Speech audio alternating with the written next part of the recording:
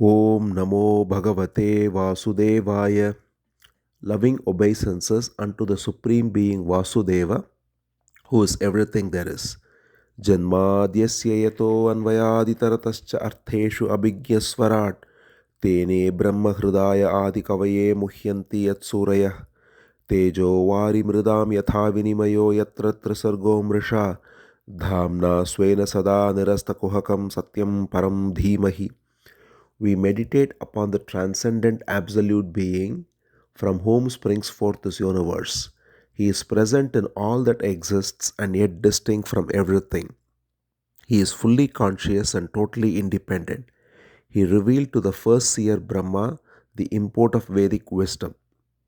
The material creation, made of threefold gunas, appears in him as though real, like water in a mirage. Being eternally self effulgent, he is ever free of the illusion Maya of the material world. We meditate upon him, the Supreme Being. Nigama kalpataror galitam phalam shukamukad amritadrava sanyutam pibata bhagavatam rasamalayam muhuraho rasika bhuvi bhavukaha. O devotees who relish a taste for divine love, Bhagavatam is the fully ripened fruit of the wish-yielding tree of Vedas, flowing as immortal nectar from Shuka Brahmarishi. Go on drinking the sweet nectar day after day. So we are now entering the 25th chapter of the third Skandha of Bhagavatam. We saw the sacred birth, descent of Lord Kapila to the uh, sage Kardama and his wife Devahuti. Then sage Kardama was briefly instructed by Lord Kapila, after which he left and realized the self. Now we begin this chapter. Shaunaka, who is listening to this discourse, as we remember, Shaunaka is listening to Suta in Naimisharanya, this whole dialogue, which is in turn narrated by Shuka Brahmarishi to Parikshit, who is now narrating the dialogue of Maitreya to Vidura, three nested dialogues. So Shaunaka, who is listening there in Naimisharanyam, asks Suta Maharishi. First he says, Lord Kapila, who expounded the true nature of all principles, that is, who expounded on Sankhya Yoga, we know he is no other than the Supreme Being, Narayana, and he came out of his own free will, his own Maya. So it says, Kapilaha Tattva Sankhyata Bhagavan Atma Mayaya. He came, Bhagavan came through his own will, his own Maya, and taught humanity the truth of the self. This we know because it's very well known among rishis that Kapila, as we saw even in Bhagavad Gita, Krishna says, Siddhanam Kapilo Munihi. So Shaunaka says, we want to know more. We want to know the details of what Lord Kapila taught his mother Devahuti, because having assumed a form by his own Maya, according to the will of the devotees, whatever the Lord does is worth glorifying. So every time the Supreme Being appears in a form, it's always pleasing and it always has some divine purpose, and therefore it is great to simply even listen to the name and the stories, as we have always seen Bhagavatam make it clear, and also the teachings. Therefore, he requests Suta to narrate the whole story of Kapila and what he taught his mother.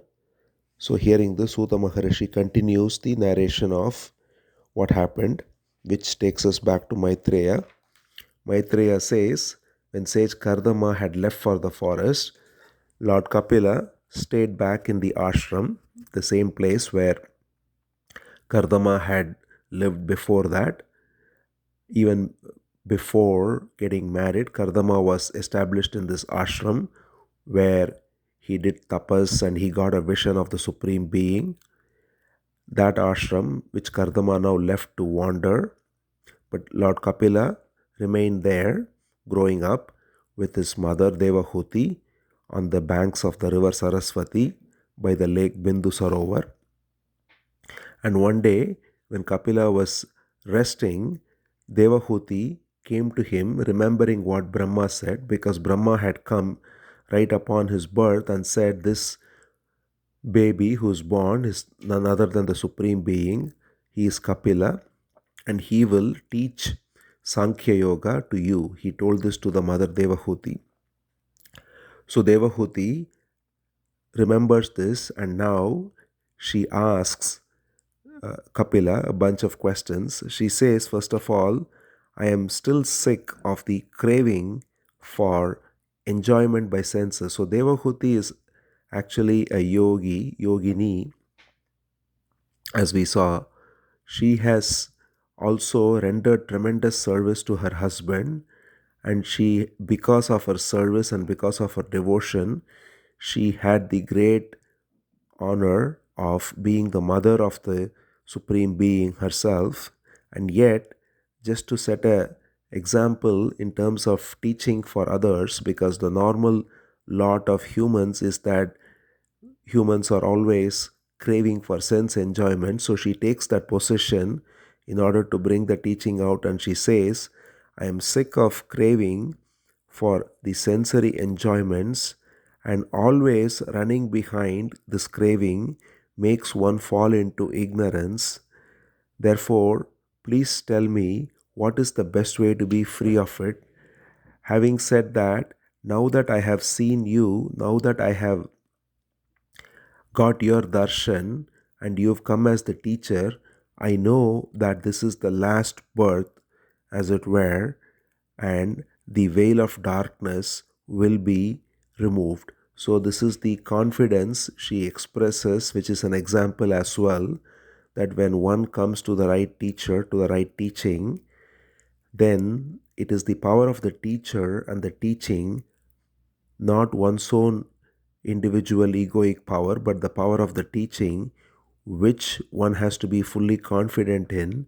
And this confidence is what she expresses. She says, this birth is the last birth because I have been blessed by your vision, which will remove this veil of darkness, which is otherwise difficult to remove. She says, I know you are no other than the Supreme Lord, who is the Lord of everything. She says, Ya Adyo Bhagavan Pumsam Ishvaro Vai Bhavan Kila. You are the Supreme Lord, the most ancient being, and the ruler of all embodied souls, and who has appeared like sun to remove the blindness or to remove the darkness. So therefore be pleased to dispel my delusion. Even the feeling of I and mine is coming only because of your own Maya. Therefore be pleased to remove this in order to know the true nature of Purusha and Prakriti. So Purusha refers to spirit and our consciousness, and Prakriti refers to matter. So that is all there is in this world. What we see here is consciousness at the unmanifest level and manifesting as matter. And matter is really non different from consciousness, but only a transformation of consciousness. So, to understand matter correctly is to realize the true nature of consciousness too. So, she says, in order to understand the true nature of matter and spirit, I have sought refuge in you, and you who affords protection to all and who are like an axe to the tree of samsara.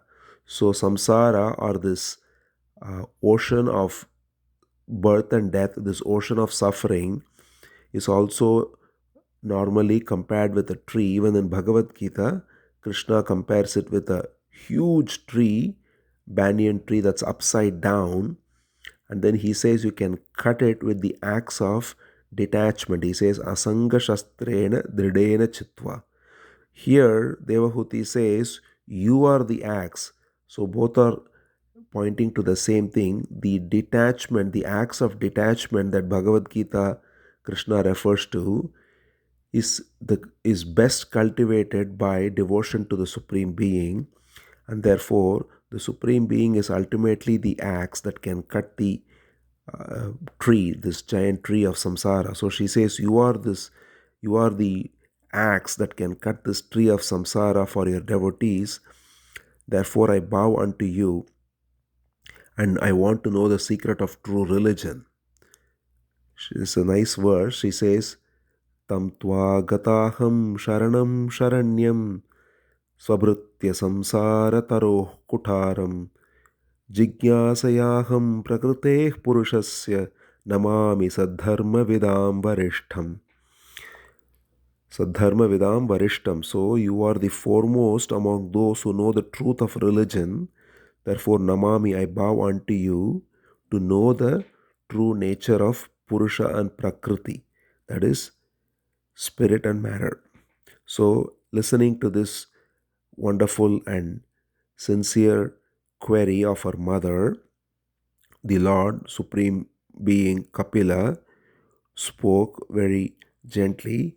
He said, the highest way, the only means of being free of this cycle of birth and death, of ending this waves of pleasure and sorrow, is yoga of Supreme Spirit, yoga adhyatmikaha.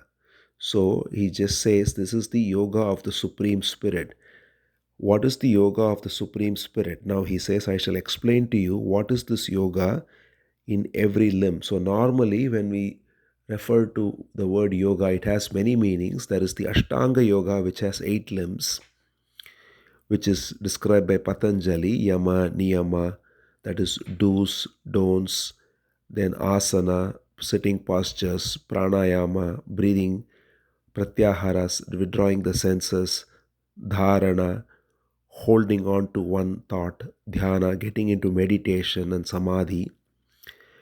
Now that's Ashtanga Yoga. Then there is also yoga as used in Bhagavad Gita, which is Krishna calls simply as equanimity. Samatvam Yoga Uchyate. So here Kapila refers to that when he says it's the yoga of the Supreme Spirit, the total equanimity, total abidance in the Supreme Being. So he says, I shall explain to you. First of all, one has to know that the mind alone is responsible for bondage and liberation. So Kapila says the mind is the only friend and the only enemy. It is responsible for bondage, it's also responsible for freedom. When it is attached to the objects of senses, it leads to bondage. When it is instead having affinity to the Supreme Being, it is the instrument for liberation. Therefore, when the mind is purged of all its impurities in the form of lust, greed, and so on, and all of these are, of course, rooted in the false sense of I and mine. So, when all this false sense of I and mine is rooted out, then alone it grows indifferent to pleasure and pain and becomes equanimous. So, this equanimity is what is yoga. So Kapila says equanimity is realized when the sense of I and mine goes. And how does the sense of I and mine go? He says the easiest and the most direct way for the sense of I and mine in the mind to go is through total loving devotion to the Supreme Lord. And he says when a mind is equipped with true knowledge and dispassion, which comes through devotion, so bhakti or devotion brings forth jnana and vairagya, wisdom and dispassion. And when this happens, then the jiva, the individual soul, perceives that he is none other than the supreme being, the self is all there is, the one supreme self, which is undifferentiated, self effulgent, indivisible, and ever unattached, and it is beyond matter, beyond prakriti.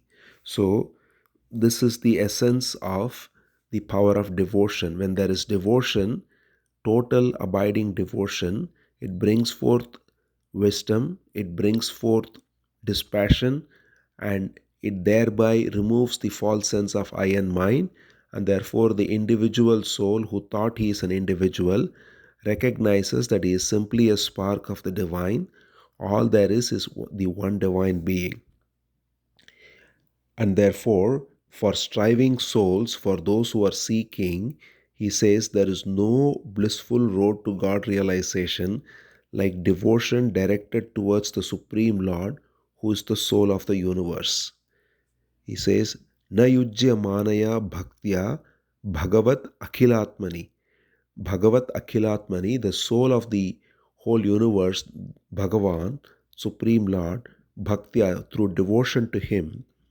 Other than that, there is no blissful road.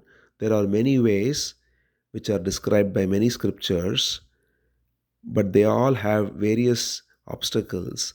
Whereas the way of devotion is one of love and one of surrender, and therefore it simply leaves all to the Supreme Being, and thereby recognize that the grace of the Supreme Being alone makes it happen.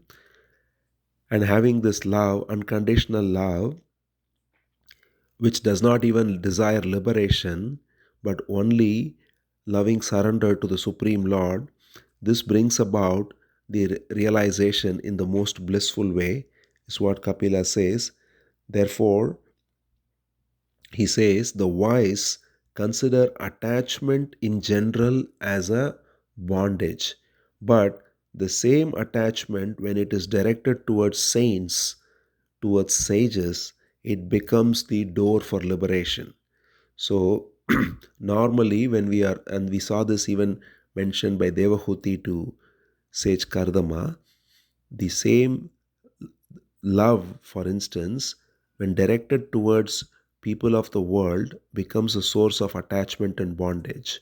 But when love directed towards sages and saints becomes the key to liberation. The same thing is what here Lord Kapila says, Prasangam ajaram पाशमात्मानः कवयो विदुः स एव साधुषु कृतो mokshadwaram apavratam. Mokshadwaram means door to liberation, is when sadhushu, in sadhus, in great sages and saints, when one develops attachment, affinity, the same attachment which was a source of bondage now becomes the door to liberation, because he glorifies the saints now. So there is two important points he said. First is the yoga of Supreme Spirit, which is the yoga of equanimity, which is by freeing the mind of I and mine, and thereby freeing the mind of lust and greed and all the other negative qualities, is the highest way to be free of suffering. And this yoga of the Supreme Spirit, which is freedom from I and mine, comes about in the most effortless, blissful way by devotion. Devotion brings about wisdom, devotion brings about dispassion, devotion to the Supreme Lord brings about the realization. Then now he says, this devotion to the Supreme Lord comes up. How does that come about? Because one cannot easily bring about devotion as one is normally drawn to various other people and objects and goals. So, the best way to bring about devotion is through affinity to sages and saints. If we direct our love and our attachment even to sages and saints, then they bestow upon us devotion. So, devotion is the root of freedom, and the very root of devotion is satsanga, which is being in sangha or being in association with sages and saintly beings. Now, therefore, Lord Kapila glorifies the saints. He says the nature of saints is that they are forbearing, they are compassionate, they are composed, they are friendly towards all living entities, and they have no enmity toward anyone. And their very good disposition is the only ornament they wear. So, this is the way saints are described, or this is the way to identify a saint too. Titikshavaha karunikaha suhridaha sarvadehinam ajata shantaha sadavaha sadhubhushanaha. Titikshavaha means one who is very tolerant, one who doesn't complain about anything, karunikaha, full of compassion, suhradaha sarvadehinam, friendly toward all living beings, ajata shatravaha, one who has no enmity, there is no one who is an enemy to them, shantaha, who is ever peaceful, sadhavaha sadhubhushanaha. So these are sadhus, and these qualities are the ornaments that they wear. And with an undivided heart they practice devotion unto me. And for my sake they abandon even their duties and their relatives and their friends and so on. So the true nature of a sadhu or a great saint is one who puts only the Supreme Being as the center of their life, and anyone and anything that comes as an obstacle, they are ready to let go of without any attachment. There are many examples of this. Uh, in fact, it is said nicely by a verse that every relation, there's an example of a devotee who gave it up for the sake of the Supreme Being. So Bharata gave up his own mother, Kaikeyi, for the sake of the Lord, Ram. Prahalada gave up his father, Hiranyakashipu, for the sake of the Lord, Narsimha. And similarly, there are examples of those who gave up their uh, brother or their spouse or their children for the sake of the Supreme Being. So they are ready to give up any relations or friends who act as an obstacle to this devotion, and with undivided heart they practice devotion unto me, and they always listen to and narrate delightful stories related to me. Madashrayaha katamrishtaha shunvanti katayanti cha tapanti vividastapa naitatma achetasaha gatachetasaha.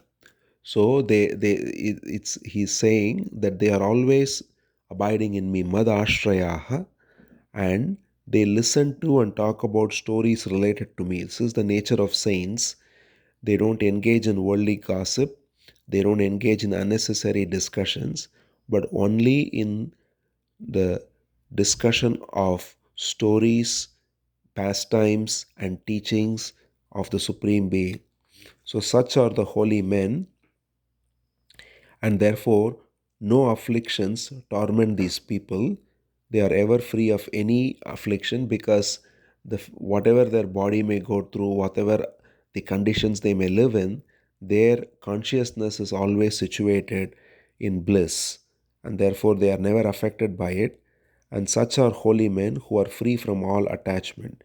And therefore, what you ought to do, anyone who is sincere about it, Lord Kapila instructs, is develop attachment to such holy men, because they remove all the other pernicious effects of attachment.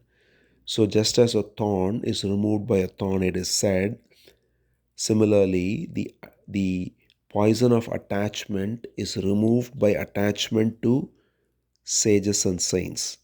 So, he says, seek attachment to the great saints, and they will remove the poison of attachment and bring about detachment. That's why Shankara said famously in Bhajagovindam that satsangatve nissangatvam. Through satsanga, one gets nissangatvam, means detachment. And nissangatve nirmohatvam. From that comes freedom from delusion. Nirmohatve nischalatatvam. Freedom from delusion leads to still mind. Nischalatatve jivan muktihi. And the still mind is the door to liberation. Therefore, he says here that through the fellowship of saints, one gets to hear my stories, which leads to correct and full knowledge of my glory. So, hearing such stories is the best way to develop first reverence, then fondness, and ultimately total devotion to the Lord, which is naturally leading to the ending of ignorance. So, this is the way. So, first, one develops fellowship to saints. That's the greatest blessing, because that acts as the source of everything. When one develops fellowship to saints, association with sages, attachment towards the saintly beings, then they, by hearing them, by hearing the stories they say, by hearing the teachings they give, through that, a full knowledge of the glory of the Supreme Being is revealed, and that hearing leads to first reverence, then fondness, and finally total devotion, which leads to complete ending of suffering. So, this is the nice formula, as it were, given by Lord Kapila. He says, therefore, developing distaste for the pleasures of the sense belonging to this world as well as to the next. That is, one is not interested in either the pleasures of this world or in any ideas of going to heaven and having any other worldly goals, as some do. If one has devotion, which is simply through contemplating on the pastimes of the Lord, the Supreme Being, the one who is responsible for creation, sustenance, and dissolution of the universe, such a person, he enjoys the fellowship of the saints, and he will diligently and devoutly strive and remove all suffering through this easy process of yoga. So, the essence of the whole teaching on the effortless nature of devotion is that if one with sincerity approaches the great sages, then they give this devotion, and with this devotion, with this total loving devotion to the Supreme Being, who is all there is natural distaste for any pleasures of the senses and other petty goals, and there is the higher taste, and this higher taste comes through listening to the saints and sages, and with that one recognizes the truth of one's own being and thereby free of suffering.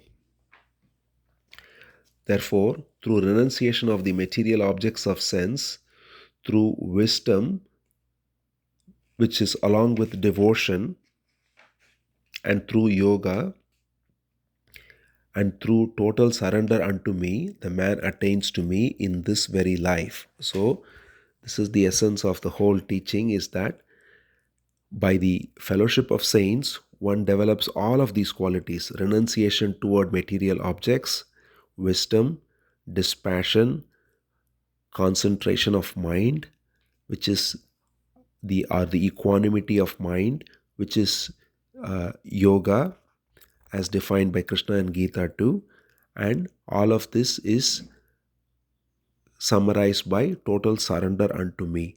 And with this, man attains to me, the self of all beings, in this very life. So it's not a question of having many lifetimes and going through various sadhanas and so on. If one recognizes this here and now, Lord Kapila says one can realize me in this very life, in this very moment, by this process. So, after this beautiful discourse on devotion, Devahuti asks, please tell me more about the nature of devotion. What is the nature of devotion that's worth developing, and what is the best way to practice it? And also, when you refer to equanimity yoga, that is, please tell me more about this yoga, which is, as you said, the direct means to realizing God. So, she says, what are the various processes that are connected to this yoga? Please explain to me so that I can understand it easily by your grace. So she just wants to bring more, and this will lead to description of the various aspects of matter, which is Sankhya Yoga. But before that, she just first says, please tell me more about devotion and what is the best way to practice it. and also the nature of this yoga that you refer to. Listening to this, Lord Kapila was filled with affection for his mother, and he expounded the principles of Sankhya Yoga. So, but of course, before going into Sankhya Yoga, Lord Kapila first talks more about the glory of devotion in this chapter. Then Sankhya Yoga will come, but her question leads to that because it is important to recognize that devotion, if one is blessed to have total devotion, then everything comes on its own. But sometimes, when the mind has doubts about the nature of the world, the nature of all the elements here, and how everything works, to have a scientific understanding and have the scientific understanding lead to the recognition that everything is having one source. This recognition, this understanding also strengthens the devotion. It is not blind faith anymore, but it is a devotion informed by knowledge. So, in order to bring that out, is why Sankhya Yoga is there.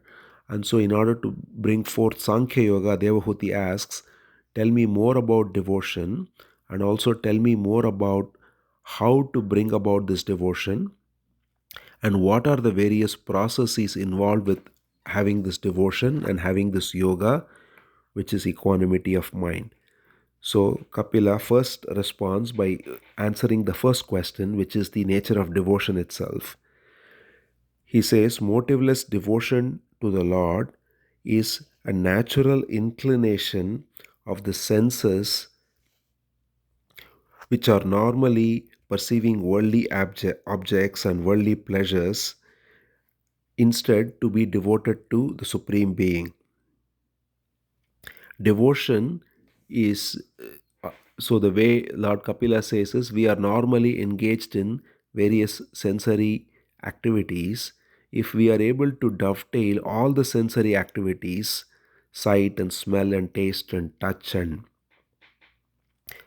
hearing, all of these, if we are able to dovetail them toward the Supreme Being, seeing the form of the Supreme Being, hearing the stories, and smelling the divine fragrance of various, so there is, for example, different scents that are used for just in temples and so on, and tasting the prasad, which is food that is sanctified by being offered to the Supreme Being, and touching the various objects of worship like flowers and so on.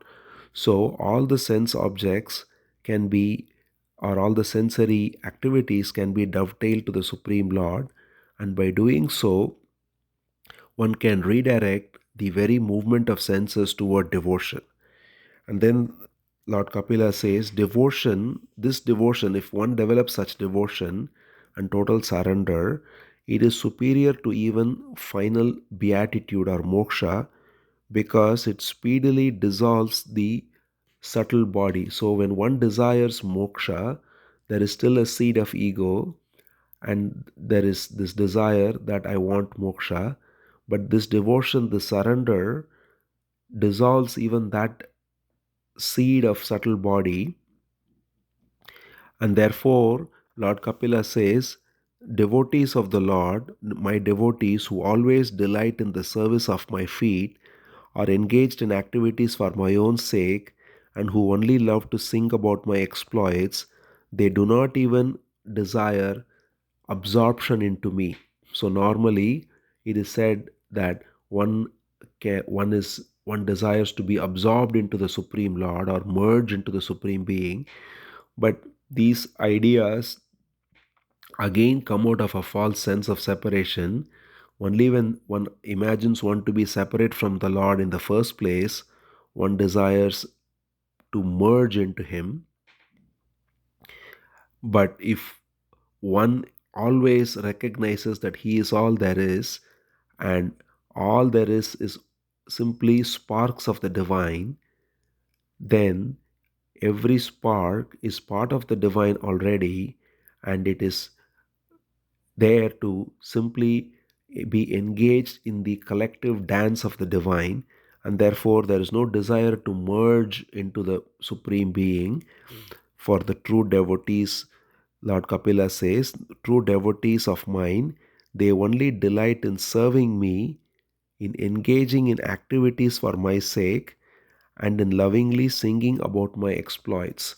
So, the very nature of the one who is totally surrendered is that he already recognizes that he doesn't have any individual existence. All there is the Supreme Lord, and therefore the energy, the faculties that are there, everyone starting from the very breathing itself to any talent, any skill, any capability, is all being an expression of the Supreme Lord, is in turn engaged in serving the Supreme Lord by serving the collective.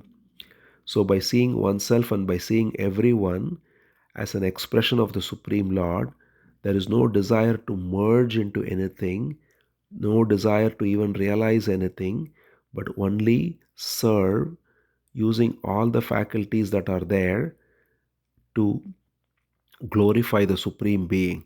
So, this is what the Lord Kapila describes here.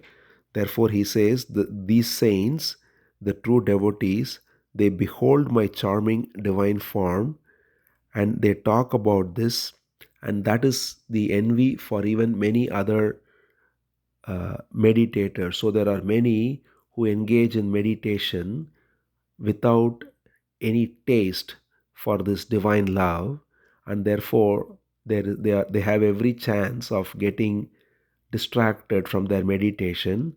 And we see this, there are many examples of this even in the ancient stories, and we see this all the time too, that when one is engaged in meditation, but when there is no taste of the divine love, but there is only the attempt to silence the mind, then there is every chance for the mind to come back with its full power and take him away in different directions. So that's why Lord Kapila says, those who have divine love, those who are fully surrendered and have this high taste, highest taste, they are the envy for even those who are meditating otherwise, because their devotion to me secures a place in my eternal abode even though they don't seek it. They are always naturally given this highest position even though they don't desire anything. So they don't desire to go to Vaikuntha, but or they don't desire to go to the eternal abode of the Lord, but they secure it effortlessly, because the nature of the true devotee is that they don't crave for wealth, they don't crave for enjoyment, they don't crave for supernatural powers, they don't even crave, as we said, for going to Vaikuntha or the Lord's eternal abode. They are simply happy to serve the Lord wherever they are, because every place is Vaikuntha when one is engaged in the service of the Supreme Lord. And therefore, they are always engaged in this service, and so they are always in this fullness, and they enjoy the fullness, and they depend only on me, and I am the only object of love for them. I am like the self, the son, the friend, the guru, everything there is. And therefore they are never deprived of any enjoyment of Vaikuntha. So Vaikuntha, as we have seen before too, is the place free of suffering where the Supreme Being resides. Vaikuntha literally means a place free of suffering. And here Lord Kapila makes it very clear that Vaikuntha is everywhere where devotees are fully surrendered. It is not just a place in space, but it is a state of consciousness which is accessible to all devotees who are fully surrendered. So those who do not crave for anything, neither for wealth nor for pleasures nor for any other goals, but simply love me for the sake of loving me, he says, and they treat me as their son, their friend. They take different bhavs. One relates as friend, one relates as uh, parent or spouse. There are, in fact, different bhavs and different examples. Arjuna treated as friend, and Yashoda as mother, and Sri Radha as the beloved. So there are so many such examples. With such moods, they are devoted to me, and therefore they realize me, and I take them effortlessly past the ocean of birth and death. Therefore, Lord Kapila says, the terrible fear of birth and death, which is tormenting everyone, cannot be gotten rid of in any other way except by completely surrendering unto me. Everything in this universe is functioning out of this fear. Even the wind, the sun, the rains, they all know that they will cease one day, and therefore they are all in fear. But the one who is surrendered unto me, he has no fear, and therefore, for lasting happiness, the yogis take to this practice of devotion, which is accompanied by wisdom and dispassion. Jnana Vairagya Yuktena Bhakti Yogena Yoginaha. He says the true yogi is one who takes this devotion, total surrender, which brings forth jnana and vairagya, knowledge and dispassion, and by this intense practice of devotion, they recognize and realize me effortlessly, and this is the only direct means for attaining the final beatitude or the highest state most easily for all men. So, with this chapter concludes on the beautiful instructions on motiveless devotion. Now, we will go into Sankhya Yoga, the details of Sankhya Yoga from next chapter. Om Namo Bhagavate Vasudevaya.